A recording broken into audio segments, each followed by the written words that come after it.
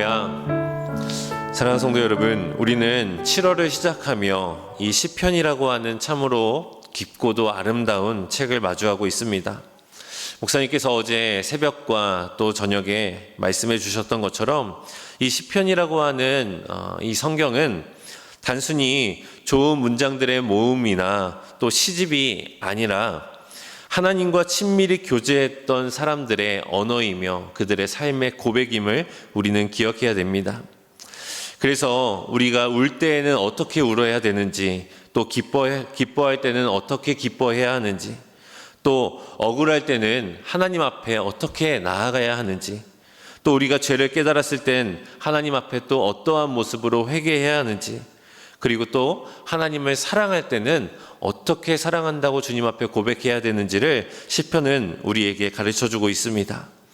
그렇기에 우리는 어제 시편 1편을 통하여 복 있는 사람에 대해서 함께 묵상을 나누었습니다. 성경이 말하고 있는 복은 단순히 많은 것들을 소유하고 가진 것이 아닙니다. 성경에서 말하는 복이라고 하는 것은 하나님께로 나아가는 방향이며 하나님 앞에 무릎을 꿇는 그 자리로 되돌아가는 은혜를 의미하는 것입니다. 복 있는 사람은 세 가지의 허들, 악인의 길을 따르지 않고 죄인의 길에 서지 않고 오만한 자리에 앉지 않는 그 장애물들을 능히 넘어갈 수 있고, 오직 여호와의 율법과 하나님의 말씀을 즐거워하며 그 말씀을 지키고 또 묵상하며 나아가는 자들이 복이 있는 자다라고 말씀을 통해 기록하고 있습니다.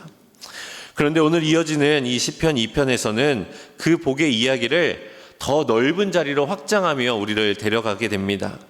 시편 1편의 말씀을 즐거워하는 한 사람의 모습을 보여줬다면, 오늘 우리가 함께 읽은 이 2편의 말씀은 만인을 위해 일하시는 의로우신 왕과 또 그분이 다스리시는 하나님의 나라에 대해서 설명하고 있습니다. 이전의 시편 1편이 흔들리지 않는 나무와 또 바람에 날아가는 결을 대조했다면, 오늘 말씀은 하나님께 반역하는 열방과 또 하나님께서 세우신 거룩한 왕을 대조하고 있는 것을 우리가 보게 됩니다. 시편 1편의 말씀을 묵상하는 시편의 1편의 말씀을 묵상하는 사람의 복으로 시작했다면, 오늘 말씀은 왕께 피하는 사람이 누리는 복으로 말씀을 마무리하게 됩니다. 그러므로 이 시편 1편과 2편의 말씀은 시편의 전체를 여는 두 개의 문과 같다라고 표현할 수 있을 것 같습니다. 하나는 말씀의 문이고 하나는 왕권의 문입니다. 말씀을 묵상하는 사람은 결국 그 말씀을 통하여 왕을 향하여 나아가게 된다라는 것을 저와 여러분들이 오늘 말씀을 통해 깨닫기를 간절히 소망합니다. 이 말씀처럼 말씀을 붙잡는 사람은 결국 자기 인생의 왕자에 누가 앉아 있는지를 질문하게 됩니다. 오늘의 말씀은 우리에게 이러한 질문을 던지고 있습니다. 과연 나의 인생의 왕은 누구인가? 나는 누구의 통치 아래 살아가고 있는가? 정말 여러분은 나의 인생, 내 인생에 그 왕자의 누구를 모시며 살아가고 있습니까? 내 삶이 누구로부터 통치를 받으며 살아가고 있습니까? 오늘 본문 1절의 말씀은 이렇게 시작하고 있습니다. 어찌하여 이방 나라들이 분노하며 민족들이 헛된 일을 꾸미는가? 여기서 우리는 이 첫 단어를 매우 중요하게 보아야 됩니다. 어찌하여. 이것은 단순한 질문이 아니었습니다. 하나님을 아는 사람이 세상을 바라볼 때에 터져나오게 되는 영적 탄식을 의미하는 겁니다. 아니, 대체 왜 저들은 이렇게까지 하나님을 거부하는 것이지? 왜 생명의 주인인 하나님을 떠나서 자유를 누리며 살아갈 수 있다고 착각하며 살아가고 있지? 어찌하여 저들은 하나님께서 주신 선한 통치를 결박과 억압이라고 착각하며 살아가고 있는가? 라고 영적인 탄식을 내놓게 되는 겁니다. 이어서 분노하며 라는 이 단어는요, 매우 소란스럽게 요동치고 있다라는 의미를 품고 있습니다. 마치 바다가 거센 파도에 뒤집히듯이 마음속에서 불안과 감정들이 끌어넘치는 상태를 의미하는 것이죠. 그렇습니다, 여러분. 이방 나라들, 곧 세상은 결코 조용하지가 않습니다. 세상은 늘 무언가를 외치고 움직이며 격동하고 모이고 또 계획합니다. 그렇기에 많은 사람들은 이 세상을 바라보면서 힘이 있다고 생각을 합니다. 에너지가 있다고 생각합니다. 저 세상이, 저 사람들이 모여서 의논하고 결의하면 무언가 일이 이루어질 것이라 라고 착각합니다. 그러나 성경은 그 모든 소란을 단 한 가지의 단어로 정의하고 있습니다. 그것이 바로 헛된 일입니다. 시편 1편에서 복 있는 사람은요, 하나님의 율법을 묵상했습니다. 그런데 오늘 말씀에서 이방 나라는 헛된 일을 꾸미고 있다고 말합니다. 우리는 여기서 가장 중요한 연결점을 찾아보게 됩니다. 즉, 의인은 말씀을 묵상하고 세상은 헛된 것을 묵상한다는 것입니다. 사람은 그 어느 누구 하나 묵상하지 않는 사람이 없다는 의미입니다. 즉, 묵상을 하느냐 하지 않느냐가 문제가 아니라 과연 내가 무엇을 묵상하며 살아가고 있는가가 중요하다는 것이죠. 하나님의 말씀을 계속 마음에 품으며 살아가는 그 사람은 시냇가에 심은 나무처럼 굳건하게 흔들리지 않는 자로 세워지게 되지만, 하나님 없이 자기의 욕망과 자기의 왕국과 자기의 계획을 마음에 품으며 살아가는 자들은 결국 바람에 날리게 되는 겨와 같이 된다는 것을 오늘 말씀은 기록하고 있는 것입니다. 이어서 오늘 본문 2절과 3절의 말씀을 우리 함께 읽어보겠습니다. 2절과 3절입니다. 함께 읽습니다. 시작. 세상의 군환들이 나서며 관원들이 서로 꾀하여 여호와와 그의 기름 부음 받은 자를 대적하며 우리가 그들의 맨 것을 끊고 그의 결박을 벗어버리자 하는도다. 세상 왕들과 관원들이 함께 모여 말하기를 우리가 그들의 맨 것을 끊고 그의 결박을 벗어버리자라고 말합니다. 여러분, 이처럼 세상은요, 하나님의 통치, 하나님의 일하심을 결박으로 해석합니다. 우리를 매고 우리를 숨죽이는 하나의 올무로 해석하게 됩니다. 하나님의 말씀은 우리를 묶고 죽이는 사슬이 아닌 것을 우리는 너무나 잘 알고 있지 않습니까? 하나님의 말씀은 도리어 우리를 살게 하는 생명의 길임을 믿으시길 바랍니다. 여러분, 포도나무 가지가 나무에 붙어 있는 것을 그 어느 누가 구속이라고 말할 수 있겠습니까? 속박이라고 말할 수 있겠습니까? 물고기가 물 안에 있는 것을 누가 감옥에 갇혀 있다 말할 수 있겠습니까? 그것은 생명이요 자유인 것처럼 우리는 하나님 안에 있을 때 가장 인간다워질 수 있고 하나님께 순종할 때 가장 자유함을 얻게 된다는 사실을 여러분 기억하시길 바랍니다. 그렇게 오늘의 본문의 말씀은 우리에게 조용히 묻고 있습니다. 나에게 예배는 무엇인가? 나에게 말씀은 무엇인가? 나에게 순종은 무엇인가? 나에게 사역은 무엇인가? 어떻습니까? 저와 여러분들이 이 질문에 무엇라 대답할 수 있겠습니까? 나에게 예배는, 나에게 말씀은, 나에게 순종은, 나에게 사역은 과연 무엇인가? 세상 사람들이 해석하는 것처럼 예배가 올무가 되고 결박이 되고 있지는 않습니까? 생명이 되어야 될 말씀이 도리어 우리의 숨통을 조이는 올무가 되고 있지는 않습니까? 우리는 오늘 이 말씀을 읽으며 가장 먼저 깨어 회개해야 됩니다.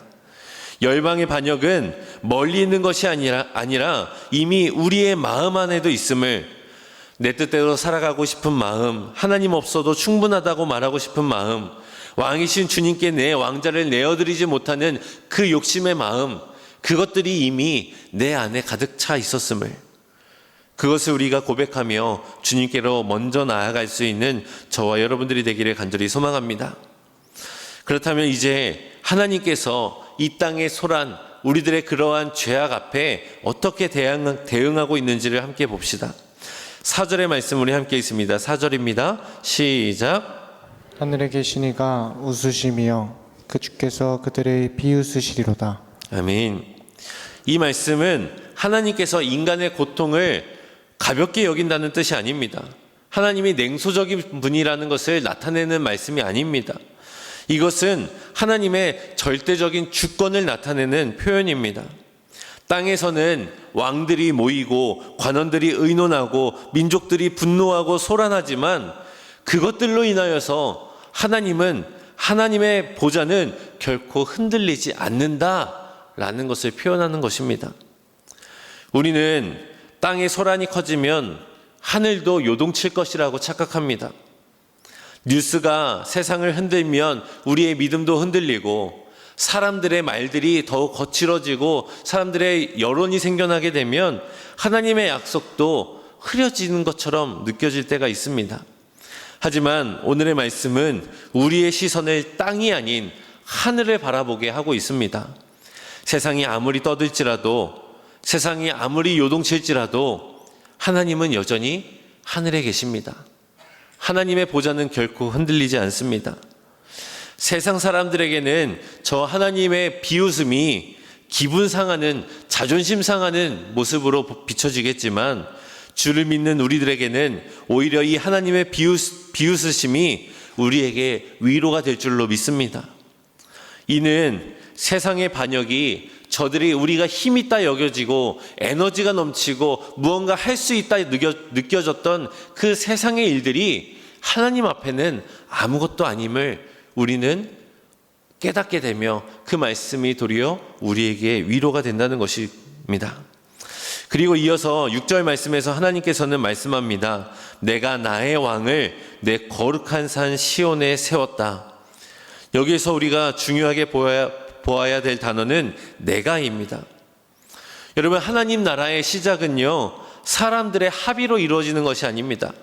다수결도 아니고 권력자의 허락도 아니며 시대적 유행도 아닙니다. 하나님의 나라의 시작은 반드시 하나님의 선언으로부터 시작됨을 기억하시길 바랍니다. 하나님이 왕을 세우고 하나님께서 통치를 시작하신다고 선언하실 때에 하나님의 나라는 시작되는 것입니다. 그리고 우리가 이어서 눈여겨보아야 될 중요한 표현은 바로 나의 왕이라는 단어입니다. 여러분, 왕은 백성의 욕망을 대행하는 사람이 아닙니다. 마치 국회의원처럼 대통령처럼 그냥 국민의 의견을, 여론을 받아서 그것들을 행하는 사람이 왕이 아닙니다. 왕은 하나님께서 세우시고 또 하나님께 속한 자입니다. 여러분, 이것이 바로 세상과 하나님 나라의 본질적인 차이이며 하나님 나라의 핵심임을 기억하시길 바랍니다. 하나님 나라는요, 하나님께서 세우신 왕이 다스리고 통치하는 나라입니다. 그렇게 하나님 나라의 신앙은 그저 우리가 왕이 있으므로 이스라엘 백성들이 우리에게도 왕을 주십시오라고 요구해서 사울 왕을 얻었을 때 얻었던 그 위로와 그 평안함으로 끝나는 것이 아니라 왕의 통치를 받는다는 것입니다. 오늘 우리에게도 이 말씀이 간절히 필요한 줄로 믿습니다. 우리는 때때로 예수님을 우리에게 도움을 주시는 분으로만 이해합니다. 우리를 다스리는 왕으로는 예수님을 우리의 왕으로 모시지 않습니다. 그저 나의 삶을 돕고 나의 문제들을 해결하는 도와주시는 분으로만 우리가 예수님을 기억할 뿐이지 내 인생을 통치하시고 내 인생을 이끌어 가시는 하나님 나라의 통치자, 하나님 나라의 왕으로 모시지는 않고 있는 것이 우리의 인생 아닙니까? 물론 예수님께서 우리가 어려울 때에 찾아오시고 또 필요할 때에 도우시고 힘들 때 위로하시는 분이신 것은 맞습니다. 그러나 그보다 예수님은 우리의 왕이심이 먼저 된다는 것을 우리는 잊어서는 안 됩니다. 왕께 나아간다는 것은 나의 인생의 결정권을 왕에게 이임한다는 것입니다. 내 감정, 내 시간, 내 관계, 나의 언행, 나의 계획, 나의 모든 분노까지도 다 왕의 통치 아래 두고 그 모든 것들을 왕이 이끄시는 대로, 왕이 결정하는 대로 순종하겠습니다 라는 믿음의 고백으로 주님 앞에 두는 것입니다. 시편 2편에서 하나님의 나라는 세상 반역 가운데에 선포되는 것을 우리가 보게 됩니다. 이는 반역이 있다고 해서 하나님의 나라가 약해지는 것이 아님을 드러내는 것이죠.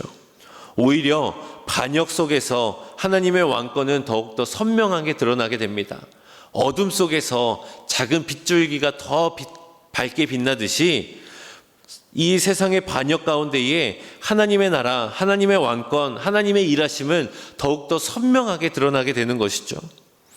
하나님의 나라는 하나님께서 내가 나의 왕을 세웠다라고 말씀하시는 그 선언 위에 세워지는 것을 기억하시길 바랍니다.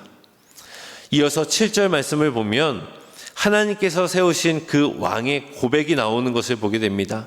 우리 7절 말씀 함께 읽어볼까요? 함께 읽습니다. 시작. 내가 여호와의 명령을 전하노라.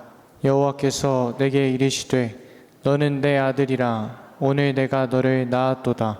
아멘. 여러분, 이 말씀은 먼저 다윗 왕조의 왕에게 주어진 왕의 즉위 선언이었어요. 새로운 왕이 왕자에 오를 때 하나님은 그를 아들로 부르십니다. 왕은 그저 자기 마음대로 통치하는 독재자가 아니라 아버지이신 하나님의 뜻을 대신 드러내는 대언자라는 것이죠. 그리고 성경은 이 말씀을 바로 예수 그리스도 안에서 완성시키게 됩니다. 성경은 구약과 신약을 통틀어서 예수님에 대해서 증거하고 있고 예수님이 참 하나님의 아들이심을, 예수님께서 하나님 나라의 통치자인 왕이심을 계속해서 고백하고 있습니다. 십자가에서 죽으시고 부활하심으로써 하나님이 세우신 참 왕 대신 예수 그리스도께서 하나님 나라의 왕으로 즉위하셨습니다. 세상은 여전히 예수님을 거부하나 하나님은 그분을 죽은 자 가운데서 일으키시고 하늘 보좌의 우편에 앉히심을 우리는 믿고 나아갑니다. 여기에서 우리는 이 하나님 나라의 놀라운 방식을 보게 됩니다. 세상의 방식은요, 왕좌를 힘으로 뺏습니다. 힘으로 차지하고 경쟁으로 왕에 올라가게 되고 두려움으로 백성들을 통치하고 지배하게 됩니다. 하지만 하나님의 아들은 구하여 받는다라고 기록하고 있습니다. 오늘 8절 말씀입니다. 내게 구하라. 내가 이방 나라를 내 유업으로 주리니 내 소유가 땅끝까지 이르리로다. 아멘. 여러분, 하나님의 나라, 그 유업, 그 땅, 그것은 어떻게 얻는다고 말하고 있습니까? 내게 구하라. 구함으로 얻을 수 있다고 말씀하고 있습니다. 이것은 왕이신 아들도 동일하게 적용되는 것입니다. 예수님도 아버지께 구하며 그 하나님 나라를 통치하고 이끌어가고 있습니다. 이것이 바로 하나님 나라의 질서입니다. 진짜 권세는 독립이 아닌 의존으로부터 나옵니다. 참된 왕권은 자기의 뜻을 고집하고 관철하는 것이 아니라 아버지의 뜻을 구하고 받는 것으로부터 오게 됩니다.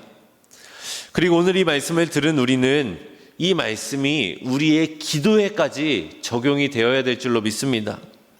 우리는 기도할 때 자주 내 작은 왕국을 달라고 주님 앞에 요구할 때가 있습니다. 내 뜻이 이루어지게 해달라고, 내 기도가 응답되게 해달라고, 내가 계획한 것들이 막히지 않고 이루어질 수 있게 도와달라고, 지금 내 삶에 있는 문제와 어려움들이 빨리 해결될 수 있게 도와달라고 기도하지 않습니까? 그러나 시편 2편을 붙잡고 기도하는 사람은 그런 기도가 아닌 이런 기도로 나아가야 될 줄로 믿습니다. 주님, 내 나라가 아닌 하나님의 나라가 임하게 하여 주시옵소서. 주님, 나의 뜻이 아니라 왕이신 하나님의 뜻으로 이루어지게 하여 주시옵소서. 주님, 내 손에 쥐려는 것들을 이제 내려놓게 하시고 아버지께 구하고 아버지를 의존하는 자로 세워주시옵소서. 우리가 이렇게 기도할 때에 하나님은 우리를 하나님 나라의 백성으로 또 하나님 나라의 거룩한 아들로 삼아주실 줄로 믿습니다. 사랑하는 성도 여러분, 이 아들이라고 하는 단어 안에는요, 두 가지 의미가 있습니다. 한 가지는 권세이고 하나는 친밀합니다. 친밀함입니다. 목사님께서 말씀을 통해 증언하셨던 것처럼 이 아들이라고 하는 것은요, 친밀함을 의미합니다. 하나님의 나라는요, 차갑고 기계적인 통치가 아니라 아버지와 아들의 관계 안에 주어지는 그 친밀함 속에 드러나는 나라임을 기억하시길 바랍니다. 그래서 예수 그리스도를 믿고 예수 그리스도 안에 속한 우리들은 두려움으로 하나님 앞에 서게 되는 것이 아니라 도리어 친밀함으로, 사랑함으로 아버지 앞에 서게 되는 것입니다. 오늘 말씀처럼 우리는 왕께 피하는 것이지만 그것은 동시에 아버지께로 나아가는 것입니다. 우리가 왕의 통치 아래로 들어가는 것처럼 순종함으로 나아가지만 동시에 아들의 은혜 안에 거하게 되는 것을 기억하시길 바랍니다. 이제 시편 2편은 결론으로 우리를 초대하고 있습니다. 그런즉 군왕들아 너희는 지혜를 얻으며 세상의 재판관들아 너희는 교훈을 받을지어다. 이 말씀처럼 하나님은 반역하는 세상을 즉시 멸망시키지 않으시고 먼저 부르십니다. 지혜를 얻어라, 교훈을 얻어라. 아직 돌아올 수 있다. 아직 너희에겐 기회가 있다 라고 말씀하십니다. 여러분, 이것이 바로 복음입니다. 하나님은 죄된 자들을, 반역하는 자들을 심판하시기보다 그들을 구원하시고 기회를 주시고 끝까지 포기하지 않으시는 그 하나님 나라의 진리, 그것이 바로 복음임을 기억하며 지금 내가 세상 가운데 있고 저들과 같이 세상을 의지하고 반역하며 나의 것들을 구하며 하나님을 의지하는 것이 아닌 하나님으로부터 독립하기를 구하며 기도했다면 여러분, 이제 주님 앞으로 돌아옵시다. 하나님께서 우리를 초청하시는 그 메시지에 응답해서 이제는 더 이상 세상의 사람이 아닌 하나님의 아들로서 살아가는 저와 여러분들이 되기를 간절히 소망합니다. 여러분, 12절 말씀에선 이렇게 고백합니다. 그의 아들에게 입맞추라. 여러분, 입맞춤은 복종과 경배와 화해의 표현입니다. 왕께 등을 돌렸던 사람이 이제 왕 앞으로 나아가는 것입니다.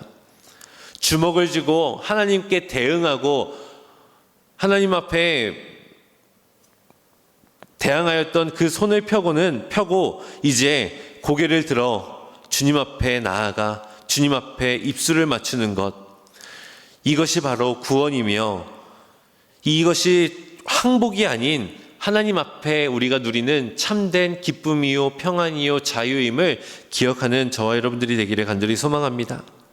사랑하는 성도 여러분, 오늘 말씀의 마지막 문장이 오늘 이 시편 2편을 빛나게 합니다. 여호와께 피하는 모든 사람은 다 복이 있도다. 여러분, 시편의 첫 시작은 복 있는 사람은으로 시작했습니다. 그리고 오늘 말씀의 마지막은 여호와께 피하는 모든 사람은 복이 있도다로 끝이 나게 됩니다. 이것은 우연이 아닙니다. 하나님은 시편의 문을 이렇게 열어주십니다. 복 있는 사람은 말씀을 묵상하는 사람입니다. 그리고 또 복 있는 사람은 왕 앞에 피하는 사람입니다. 여기서 피한다라는 것은 그냥 현실을 피해 도망친다는 것을 의미하는 것이 아닙니다. 하나님께 피한다는 것을 하나님을 나의 참 구주로, 나의 아버지로, 나의 방패로 고백한다는 것을 의미합니다. 하나님의 말씀을 붙들고 묵상하는 자는 진짜 능력이 어디 있는지를 아는 사람입니다. 진짜 권세가 누구인지를 아는 사람입니다. 그렇기에 어려움이 찾아오고 힘들 때에 세상을 바라보고 나아가는 것이 아니라 하나님을 바라보며 나아가는 그러한 진리가 그들의 마음 가운데 있다는 것이죠. 사랑하는 성도 여러분, 여전히 세상은 소란스럽습니다. 나라들은 분노하고 헛된 일을 꾸미고 그것들을 묵상하며 살아갑니다. 그러나 하나님을 믿는 우리는 결코 흔들리지 않는 하나님을 의지하며 하나님의 세우신 나라, 하나님이 세우신 왕 예수 그리스도를 붙들며 살아가는 줄로 믿습니다. 우리는 더 이상 헛된 일을 묵상하지 않고 하나님의 통치를 결박으로 여기지 않고 하나님의 왕국이 아닌 나의 왕국을 요구하는 것이 아니라 하나님께서 세우신 통치 가운데에 순종하며 나아가고 또 하나님의 능력을 의지하고 그 능력을 구하며 나아가는 저와 여러분들이 되기를 간절히 소망합니다. 오늘 이 말씀이 우리를 어디로 데려가는지, 우리를 어디로 이끄는지 우리는 깨달아야 됩니다. 하나님의 말씀, 하나님의 나라. 오늘 이 말씀이 저와 여러분들을 세상이 아닌 이제 등을 돌려 하나님의 얼굴을 바라보며 나의 아버지 되신 주님께서 팔을 벌리시고 우리에게 어서 돌아오라 말씀하시는 그 주님의 품 안으로 들어가는 저와 여러분들 되시기를 간절히 소망합니다. 우리들을 위하여 십자가에 못 박혀 모든 죄를 용서하사 의인 삼아 주신 주 어떤 일이 있어도 나를 버리지 않고 우리 하나님 이런 분이십니다. 죽기까지 사랑하사 나의 귀한 예수님 내 마음에 한 자리 가장 귀한 그 자리 주 오셔서 앉으소서 주님만 나의 보배 내 마음에 한 자리 가장 귀한 그 자리 가장 귀한 그 자리 주 오셔서 다스리소서 주님만 나의 영광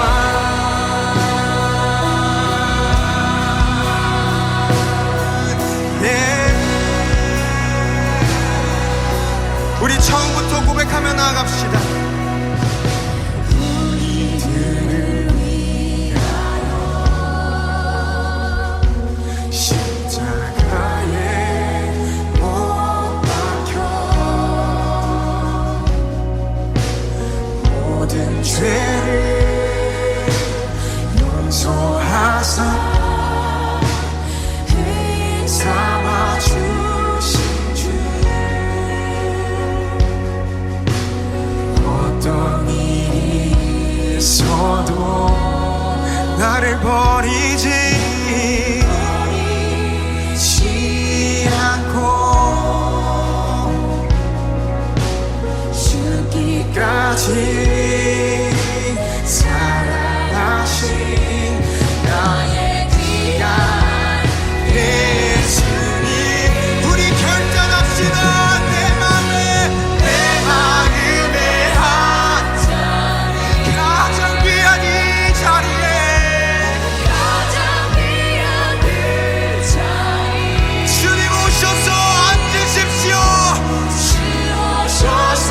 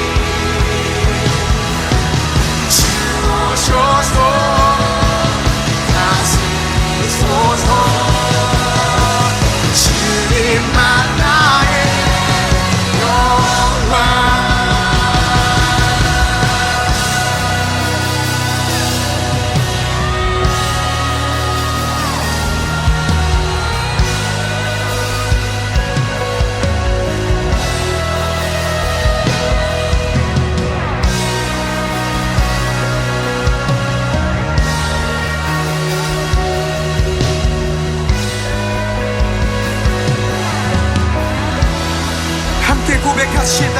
주님만이